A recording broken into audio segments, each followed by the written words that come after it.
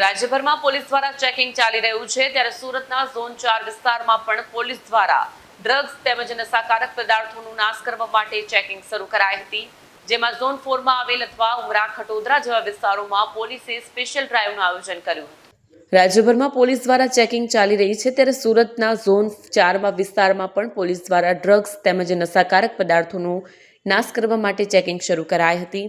છેલ્લા ઘણા સમયથી સુરત પોલીસ કમિશનરની ટીમો શહેરમાં ડ્રગ્સ ફ્રી સુરત અભિયાન ચલાવી રહી છે। પાનના પાર્લરો પર ચેકિંગ કરવામાં આવે છે અને ગોગો પેપર વેચનારાઓ સામે કડક કાર્યવાહી પણ થાય છે। સુરત પોલીસ અને વહીવટી તંત્ર દ્વારા હવે એવા તમામ વિક્રેતાઓ સામે તપાસના ચક્રો ગતિમાન કરવામાં આવ્યા છે જેઓ નશાની લતને પ્રોત્સાહન આપી રહ્યા છે।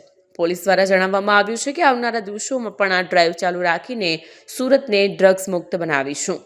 ઝોન 4 માં આવેલ અથવા ઉમરા ખટોદરા જેવા વિસ્તારોમાં પોલીસે સ્પેશિયલ ડ્રાઈવનું આયોજન કર્યું, તેમાં પાનના ગલ્લા પર વેચાતા ગોગા પેપર પોલીસે કબજે કર્યા હતા। તેની સાથે જ પાનના ગલ્લા ચલાવતા લોકોની પણ અટકાયત કરી હતી, જેમાં પોલીસે 15થી વધુ લોકોની અટકાયત કરીને તપાસ શરૂ કરી છે।